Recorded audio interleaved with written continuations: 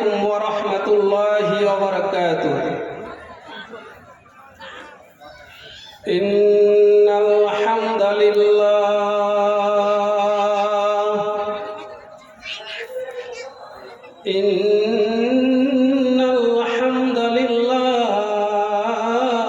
نحمده ونستعينه ونستغفره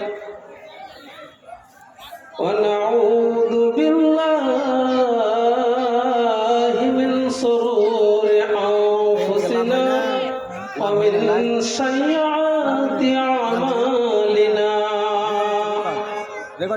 من يهده الله فلا مضل له ومن يضلله فلا هادي له وأشهد أن لا إله إلا الله وحده لا شريك له وأشهد أن محمدا عبده ورسوله أما بعد فإن الخير الحديث كتاب الله وخير الهدي هدي محمد صلى الله وخير الهدي هدي محمد صلى الله عليه وسلم وشر الأمور محدثاتها وكل محدثة بدعة وكل بدعة ضلالة وكل ضلالة في النار أما بعد فأعوذ بالله من الشيطان الرجيم بسم الله الرحمن الرحيم الذين يؤمنون بالغيب ويقيمون الصلاة ومما رزقناهم ينفقون وقال الله تبارك وتعالى أعوذ بالله من الشيطان الرجيم بسم الله الرحمن الرحيم وأنفقوا مما رزقناكم من قبل أن يأتي أحدكم الموت فيقول ربي لولا أخرتني إلى أجل قريب فأصدق وأكن من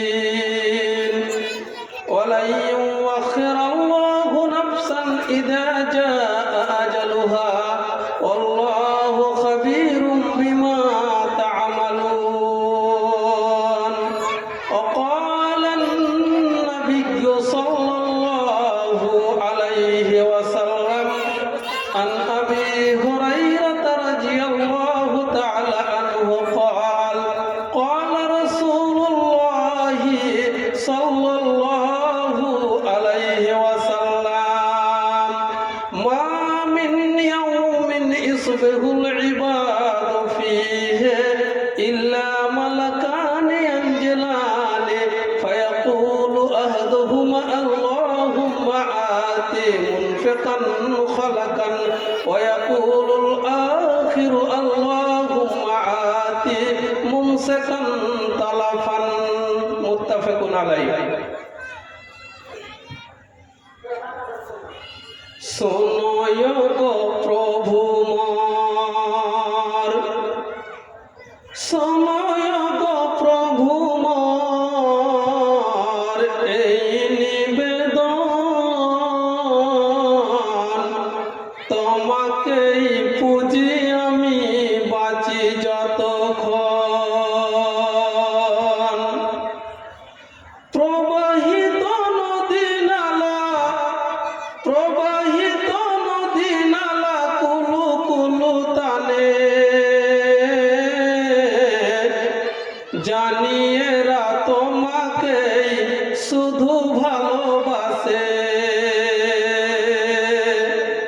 শোনয় গো প্রভু মোর এই নিবেদন, তোমাকেই পুজি আমি বাঁচি যতক্ষণ। আকাশের তারাগুলি মিটি মিটি হাসে, আকাশের তারাগুলি মিটি মিটি হাসে, তোমাকেই শুধু এরা ভালোবাসে। শোনয় গো প্রভু মোর এই নিবেদন, তোমাকেই পুজি আমি বাঁচি যতক্ষণ। রাতে রাতে গাছে গাছে কত ফুল ফুটে, ভোমরা সুবাস পেয়ে মধু নিতে ছুটে। শোনয় গো প্রভু মোর এই নিবেদন,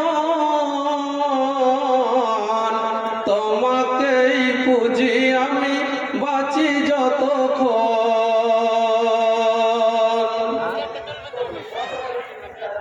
উপস্থিত আজকের জালসার যোগ্যতম সুযোগ্য সভাপতি সাহেব ও সামনের বসে থাকা মামাজিরা ও আব্বাজানেরা, সর্বপ্রথমে আমরা ওই মহান স্রষ্টার, ওই মহান আল্লাহ পাক রব্বুল আলামিনের প্রশংসা করব, যেই মহান আল্লাহ পাক রব্বুল আলামিন আজকে আমাদেরকে এই জালসা শোনার জন্য আসার তৌফিক দান করেছেন। তাই সকলে বলেন আলহামদুলিল্লাহ। তারপরে পরে আমাদের বিশ্ব নেতা, মানবতার কাণ্ডারি সৈয়দুল মুরসালিন আহমদ মুস্তফা, নবিকুলের শিরোমণি, সকলে বলেন সাল্লাল্লাহু আলাইহি ওয়াসাল্লাম, তিনার প্রতি হাজার হাজার লক্ষ লক্ষ শান্তির ধারা বর্ষিত হোক। আল্লাহুম্মা সাল্লি আলাইহি আল্লাহুম্মা বারিক আলাইহি। সম্মানিত উপস্থিতি মণ্ডলী, আমি আপনাদের সম্মুখে আল কোরআন মাজিদ হইতে দুইখানি আয়াত এবং আমাদের বিশ্ব নেতা জনাবে মুহাম্মাদুর রাসূলুল্লাহ, সকলে বলেন সাল্লাল্লাহু আলাইহি ওয়াসাল্লামের পবিত্র জীবনের একখানা হাদিস পাঠ করেছি। এই আয়াত এবং হাদিসকে কেন্দ্র করে আমার বক্তব্য বিষয়টি করব। আমা তৌফিক ইল্লা বিল্লাহ। আজকে আমার বক্তব্যের মূল বিষয় হচ্ছে আল্লাহর পথে দানের গুরুত্ব বা আল্লাহর পথে দানের ফজিলত। আমরা যে জালসা করেছি, এই জালসাতে, এই মসজিদে আমাদের দান করলে আল্লাহ পাক রব্বুল আলামিন আমাদের প্রতি সন্তুষ্ট হবে না অসন্তুষ্ট হবে? এই দান করলে আল্লাহ পাক রব্বুল আলামিন আমাদের অর্থকে, আমাদের ধনকে কমিয়ে দিবে না বৃদ্ধি করে দিবে? এই সম্পর্কে কোরআন এবং হাদিস থেকে সহিহ সুন্নাহর ভিত্তিতে আপনাদেরকে কয়েক মিনিট আমি বক্তব্য প্রদান করব। আল্লাহ পাক রব্বুল আলামিন আমাকে বলার এবং তারপরে আমল করার এবং আপনাদেরকে শ্রবণ করার এবং তারপরে আমল করার জন্য তৌফিক দান করেন। সকলে বলেন আল্লাহুম্মা আমিন। দান শব্দের অর্থ হলো বৃদ্ধি হয়ে যাওয়া। দান শব্দের মানে হলো আপনার অনেক বেশি সম্পদ হয়ে যাওয়া। আর এর বিপরীত শব্দ হলো রেবা, অর্থাৎ সুদ। এর মানে হচ্ছে কমে যাওয়া। তাহলে আমরা যদি আল্লাহর পথে দান করি, তাহলে আল্লাহ পাক রব্বুল আলামিন আমাদের অর্থকে, আমাদের ধনকে অধিক হারে বাড়িয়ে দিবেন। তাহলে আমাদেরকে আল্লাহ পাক রব্বুল আলামিন সূরা বাকারা আয়াত নম্বর 3 বলছেন, আউযু বিল্লাহি মিনাশ শাইতানির রাজিম, বিসমিল্লাহির রাহমানির রাহিম, আল্লাযীনা ইউমিনুনা বিল গায়বি ওয়া ইউকিমুনাস সালাতা ওয়া মিম্মা রাযাকনাহুম ইউনফিকুন। আল্লাহ পাক রব্বুল আলামিন সূরা বাকারার 3 নম্বর আয়াতে ঘোষণা করে বলছেন, যারা আমাকে না দেখে এক আল্লাহ বলে স্বীকার করে নিয়েছেন, যারা আমাকে না দেখে আমার প্রতি ঈমান এনেছে, আমার রাসূলকে বিশ্বাস করে নিয়েছে, আল্লাহ পাক রব্বুল আলামিন তাদেরকে 2 নম্বরে ঘোষণা করে বলছেন ওয়ায়ুকিমুনাস সালাহ। এই পৃথিবীর মানুষেরা, তোমরা আমাকে না দেখে না শুনে তোমরা আল্লাহ বলে স্বীকার করে নিয়েছো। স্বীকার করার পরে তোমাদেরকে 2 নম্বরে 5 ওয়াক্ত ফরজ সালাত আদায় করতে হবে। যদি তোমরা এই 5 ওয়াক্তের ফরজ সালাত আদায় করতে পারো, যদি তোমরা স্বীকার করে নিতে পারো, তাহলে তোমরা আমার প্রতি ঈমান এনেছে আমি বুঝতে পারবো। আল্লাহ পাক রব্বুল আলামিন তারপরে বলছেন ওয়ামিম্মা রাযাকনাহুম ইনফিকুন। ওরে পৃথিবীর বান্দারা, তোমাদেরকে আমি আল্লাহ যে অর্থ দিয়েছি, যে টাকা পয়সা দিয়েছি, যে সমস্ত ব্যবসা বিজনেস দিয়েছি, ধন দৌলত দিয়েছি, সেগুলো থেকে তোমরা আল্লাহর রাস্তায় তোমাদের সাধ্যমতো দান করতে থাকো। তোমরা আল্লাহর রাস্তায় তোমাদের সাধ্যমতো দান করতে থাকো। আল্লাহ পাক রব্বুল আলামিন উক্ত আয়াতে আমাদেরকে 3টি কথা ঘোষণা করে দিলেন। তাহলে দেখেন, 1 নম্বরে বলছেন আমাদের প্রতি ঈমান আনতে হবে। 2 নম্বরে বলছেন কি যে আমার 5 ওয়াক্ত ফরজ সালাত আদায় করতে হবে।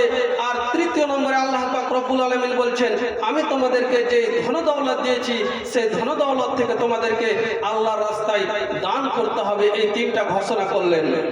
তাহলে দেখেন, দান এমন একটা বস্তু যে আল্লাহ পাক রব্বুল আলামিনের গোসাকে, রাগকে মিটিয়ে দেয়। আর দেখবেন, যখন আল্লাহ পাক রব্বুল আলামিন আমাদের প্রতি রাগান্বিত থাকবে, আমাদের প্রতি ক্রোধ থাকবে, তখন দেখবেন মাঝে মাঝে সময়ে সময়ে আমাদের প্রতি গজব আসবে। কিছুদিন আগে আপনারা দেখেছিলেন করোনা ভাইরাস আমাদের প্রতি এসেছিল। এর মানে হচ্ছে আল্লাহ আমাদের প্রতি ওই সময় রাগান্বিত ছিলেন, কিন্তু আমরা যদি দান করি তাহলে ওই রাগটা মিটে যাবে। যেরকম ভাবে আমরা যদি কোনো অফিসে, কোনো মাদ্রাসায়, কোনো মসজিদে চাকরি করতে যাই, তাহলে আমরা যদি কমিটির মন মতো চলি, তাহলে কমিটি আমাদের প্রতি খুশি হয়ে আমাদের বেতনটাকে বছরের শেষে বৃদ্ধি করে দিবে। আর যদি আমরা তাদের মন মতো না চলি, তাহলে কমিটি আমাদেরকে মাদ্রাসা থেকে বের করে দিবে। এইরকম ভাবে আল্লাহ পাক রব্বুল আলামিন আমাদেরকে বলছেন।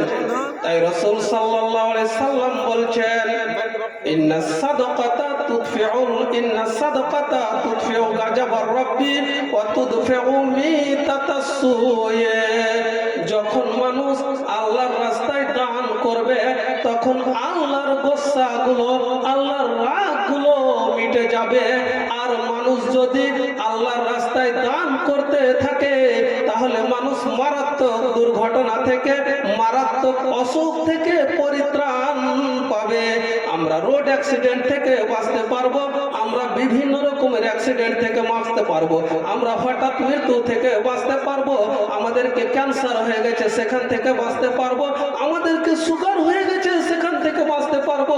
যত রকমের ভারী ভারী অসুখ আছে সেইগুলো থেকে আল্লাহ পাক রব্বুল আলামিন আল্লাহ পাকের রাসূল বলছেন তোমরা এই দানের মাধ্যমে তোমরা বেঁচে যাবে। অর্থাৎ তোমরা মারাত্মক ব্যাধি থেকে, মারাত্মক দুর্ঘটনা থেকে তোমরা বেঁচে যাবে। তাহলে দেখেন, এটা রাসূলের কথা যে আমরা যদি আল্লাহর রাস্তায় দান করি, তাহলে 1 নম্বর লাভ হবে কি, আল্লাহর রাগ মিটে যাবে। আর যখন আল্লাহর রাগ মিটে যাবে, তখন আল্লাহর রহমত বর্ষণ হবে। আমাদের মাঠে দেখবেন ফসল ভালো হবে, আমাদের ইনকাম ভালো হবে। আর 2 নম্বর হচ্ছে কি, আমরা অ্যাক্সিডেন্ট থেকে বেঁচে থাকবো। এখন দেখেন, প্রতিদিন হয়তো হাজার হাজার মৃত্যুর ঘটনা আমরা শুনতে পাই। আজকে কোরিয়ালি মার্কেটে এই দুর্ঘটনা হয়েছে, কালকে শামসিতে হয়েছে, কালকে অমুক জায়গায় হয়েছে। এইরকম ভাবে আমরা দুর্ঘটনা শুনতে পাই। সম্মানিত উপস্থিতি মণ্ডলী, আমার বলার উদ্দেশ্য হচ্ছে এটাই যে আপনারাকে দান করতে হবে খালেস নিয়াতে, আপনারাকে দান করতে হবে সঠিক রাস্তায়। একটা বুখারী শরীফের হাদিস আপনাদেরকে শোনাই, আপনারা বলবেন দানটা মাওলানা সঠিক জায়গায় করছে কিনা আমরা বুঝতে পারি না। একজন ব্যক্তি আল্লাহর রাস্তায় একদিন মনস্থ করলো, মনে মনে চিন্তা করলো, আমি আজকে আল্লাহর রাস্তায় কিছু মাল দান করব। এইরকম চিন্তা করতে করতে করতে করতে রাত্রি হয়ে গেল, গভীর রাত্রি হয়ে গেল। সেই লোকটি কিছু টাকা নিয়ে সেই লোকটি রাস্তায় বের হয়ে গেছে। ঘুরতে ঘুরতে ঘুরতে ঘুরতে দেখতে পেল একজন লোক আছে আর কাউকে দেখতে পাচ্ছে না, কিন্তু ওই লোকটার হাতে ওই ধনী লোকটি দান করে দিল। দান করে তিনি বাড়িতে এসে ঘুমিয়ে গেলেন। এইরকম সময় সকাল হয়ে গেল। সকালে উঠে মানুষের মুখে শুনতে পেল একজন লোক দান করার কোনো লোক পায়নি। সেই লোকটি একজন ডাকাতের হাতে, একজন চোরের হাতে তার মাল দান করেছে। লোকের মুখে এই কথাটা শুনতে পেল। সেই লোকটা বলছে, আলহামদুলিল্লাহ, সমস্ত প্রশংসা আল্লাহ তোমার, আজকে আবারও আমি রাত্রিবেলায় দান করতে যাব। দ্বিতীয় রাত্রে সেই লোকটি আবার কিছু টাকা নিয়ে বের হয়ে গেল। পথিমধ্যে ঘুরতে আছে, কোনো লোককে খুঁজে পায় না। এরকম সময় একজন মহিলাকে দেখতে পেল রাত্রির বেলায়। সেই লোকটি বলল, কাউকে তো খুঁজে পাচ্ছি না, এই মহিলাটাকে আজকে আমার টাকাটি দান করে দিই। তাকে দান করে দিয়ে আবার লোকটি এসে বাড়িতে ঘুমিয়ে গেল। সকাল বেলায় যখন জাগ্রত হলো, মানুষের মুখে শুনতে পেল ওই মহিলাটি একজন ব্যভিচারিণী, একজন চেনাকারী নারী, আর তাকে একজন লোক দান করেছে। কোনো ভালো লোককে খুঁজে পায়নি, কোনো সৎ লোককে খুঁজে পায়নি। সেই লোকটি একজন ব্যভিচারিণী মহিলাকে দান করেছে। লোকটি বলল, আলহামদুলিল্লাহ, সমস্ত প্রশংসা তোমার রব্বুল আলামিন, আমি আবারও আজকে রাত্রে দান করব। অতএব তৃতীয় রাত্রে সে লোকটি নিজের মনোবাঞ্ছনাকে মজবুত করে নিল কি যে আমি আজকেও দান করব। সেই লোকটি তৃতীয় রাতে কিছু টাকা নিয়ে, কিছু মাল নিয়ে তিনি আবার রাস্তাতে বের হয়ে গেছে। তিনি খুঁজতে আছে কাকে দান করব, কাকে দেওয়া যাবে, সঠিক জায়গায় পড়বে কিনা, এরকম ভাবে চিন্তা করছে। সুবহানাল্লাহ, তৃতীয় রাতে সে লোকটি ঘুরতে ঘুরতে ঘুরতে ঘুরতে কাউকে দেখতে পেল না, একজন মানুষকে দেখতে পেল।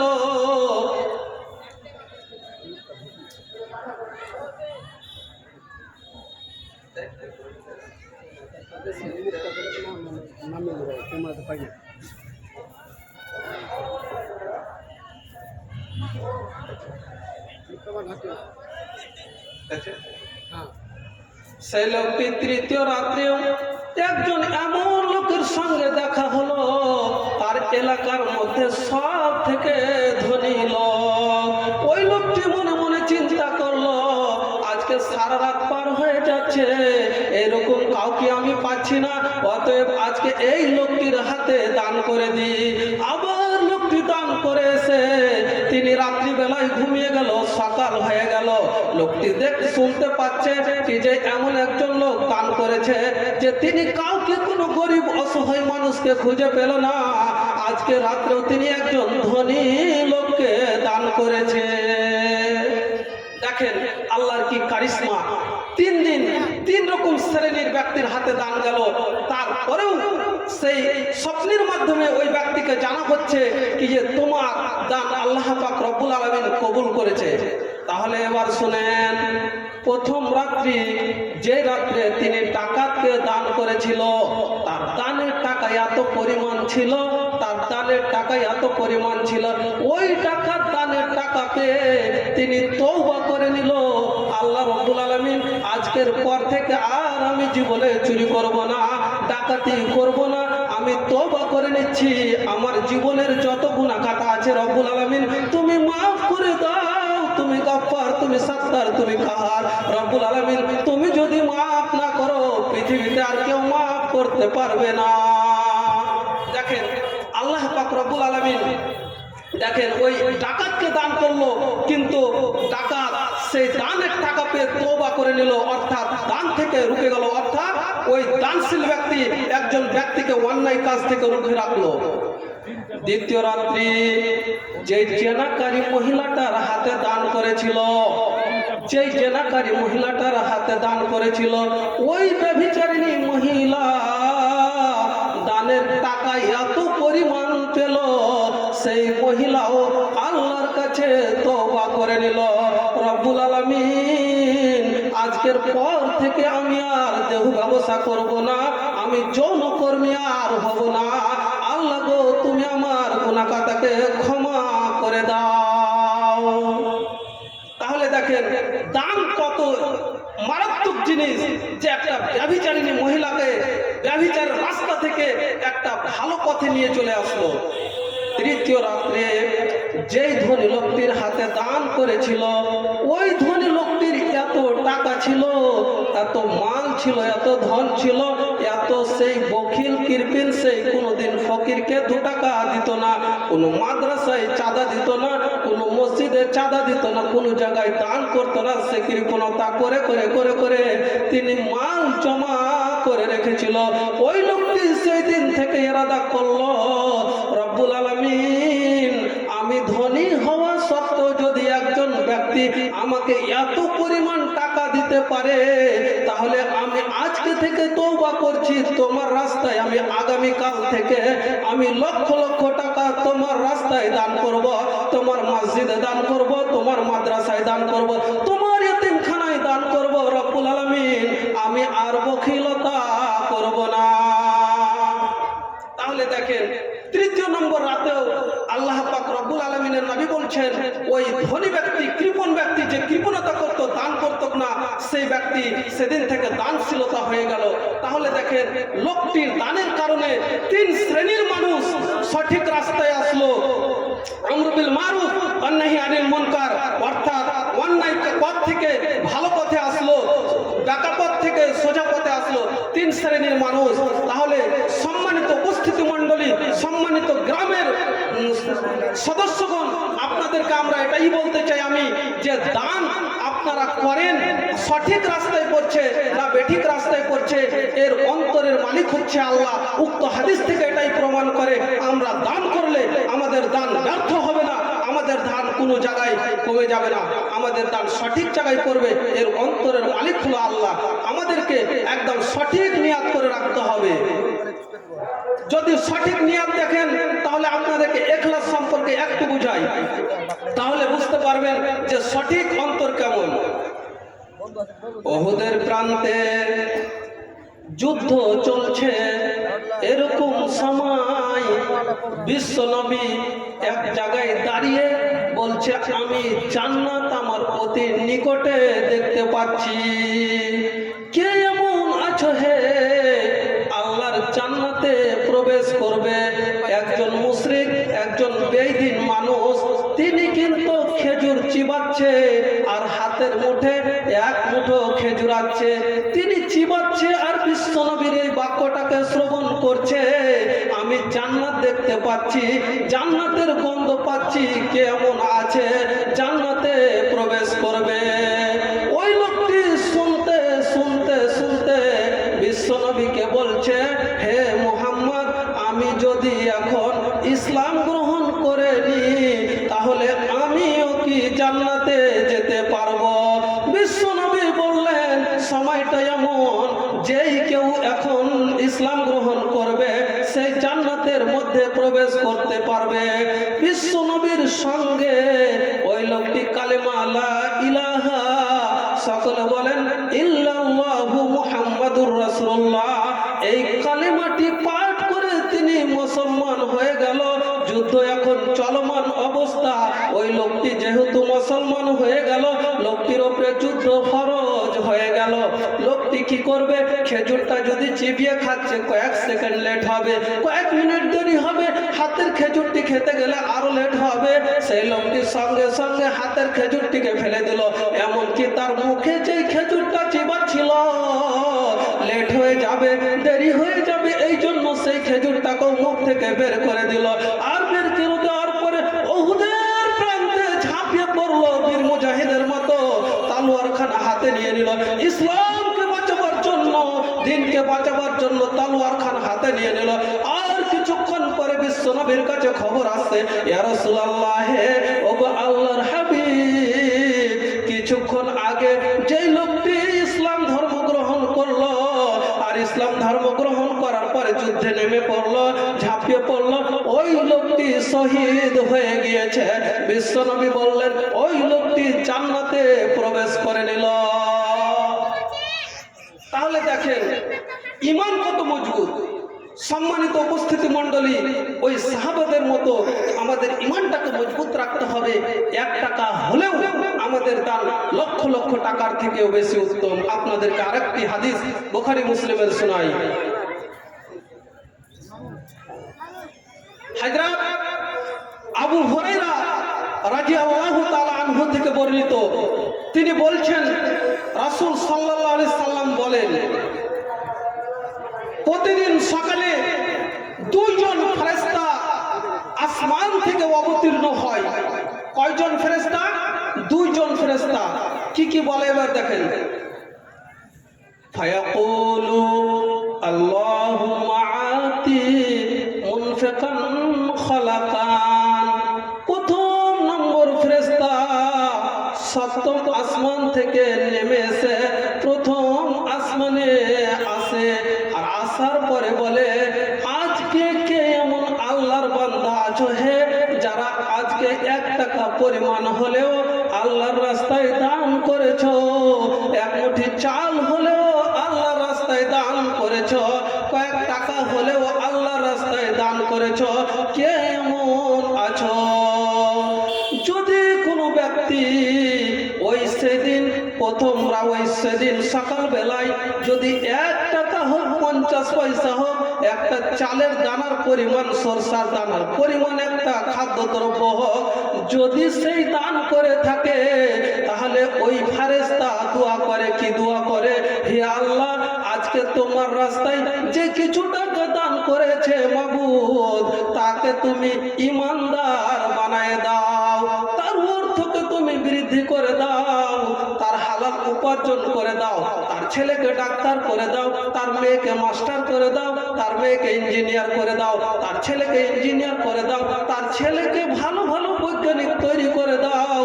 রব্বুল আলামিন তার পরিবারে শান্তি সৃষ্টি করে দাও, তুমি অশান্তিকে দূর করে দাও।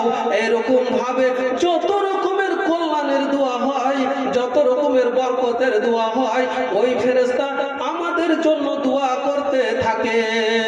ওরে আমার ভাইরা, ওরে আমার বাবা জানেরা, ওরে আমার নানারা, আমরা কি প্রতিদিন আল্লাহর রাস্তায় 1 টাকা, 2 টাকা করে, 5 টাকা করে দান করতে পারি না?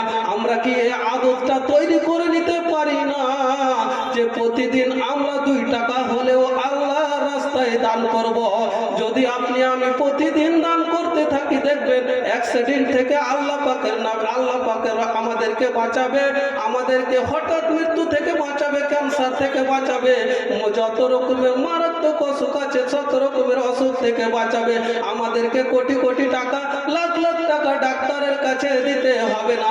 এটা আমাদের বিশ্বনবী জনাবে মুহাম্মদুর রাসূলুল্লাহ সাল্লাল্লাহু আলাইহি ওয়াসাল্লামের কথা। এটা আমার কথা নয়, এটা আপনার কথা নয়, এটা যেমন তেমন মানুষের কথা নয়, এটা নবী মুহাম্মদ সাল্লাল্লাহু আলাইহি ওয়াসাল্লামের কথা। এই কথার দাম আপনারা এতটা হালকা মনে করে নিয়েন না। আপনারা 1 টাকাও হলে আপনারা প্রতিদিন 30 দিন, মাসে 30 দিন দান করে দেখবেন, আপনি অবশ্যই এর লাভ বুঝতে পারবেন। এরপর 2 নম্বর ফেরেশতা আমাদের জন্য কি বলে দেখেন। ওয়ায়াকুলুল আখিরু আল্লাহুম্মা আতি মুমসিকান তালাফা। হে আল্লাহ রাব্বুল আলামিন, আজকে তোমার কোন বান্দা যদি তোমার জন্য 1 টাকা পরিমাণ, 50 পয়সা পরিমাণ, একটা সরষার দানের পরিমাণ, একটা গমের দানার পরিমাণ, একটা ভুট্টার দানার পরিমাণ যদি দান না করে, তাহলে রব্বুল আলামিন তাকে তুমি ধ্বংস করে দাও, তার পরিবারে তুমি অশান্তি সৃষ্টি করে দাও, তাকে তুমি তুমি বিভিন্ন মারাত্মক অসুখে তুমি আক্রান্ত করে দাও, সে ভেলুর যাবে, সে বড় বড় জায়গা যাবে, সেখান থেকে ফিরে আসবে। দেখেন এই কথাটা বলছেন। তাহলে দেখেন আমরা যদি দান করি তাহলে আমাদের লাভ হবে কি, আমরা বিভিন্ন ধরনের মারাত্মক অসুখ থেকে, ব্যাধি থেকে আমরা বেঁচে থাকতে পারব। বিভিন্ন ধরনের মারাত্মক অসুখ থেকে আমরা কি করব, বেঁচে থাকতে পারবো। এই জন্য আপনারাকে বলছি অল্প হলেও আপনারা দান করে যাবেন। কেউ এখান থেকে খালি হাতে ফিরে যাবেন না। আজকে 1 টাকা 5 টাকা যত টাকা নিয়ে এসেছেন আপনারা দান করে যাবেন, আপনারা কিন্তু খালি হাতে কেউ ফিরে যাবেন না।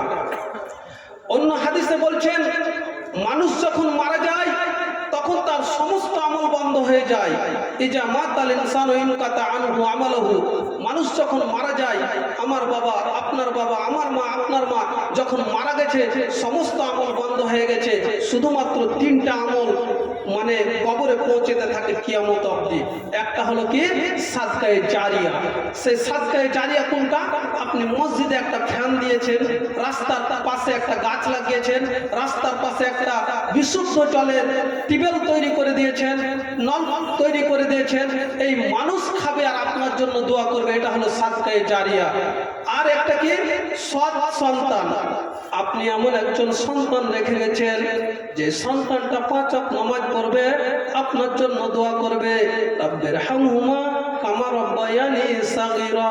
হে আল্লাহ, আমার মাকে, আমার বাবাকে তুমি জান্নাতবাসী করে দাও।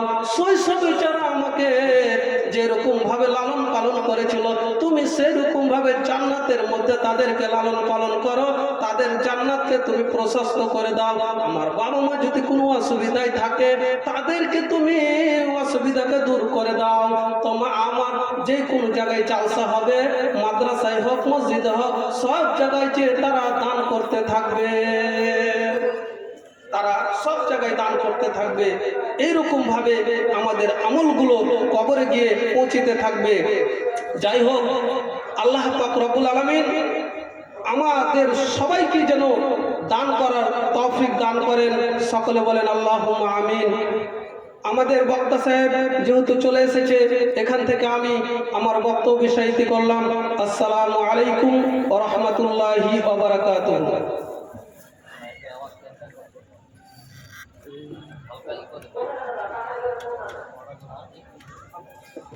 আওয়াজ ক্লিয়ার হচ্ছে না, আওয়াজ ভালো করে না। আসসালামু আলাইকুম।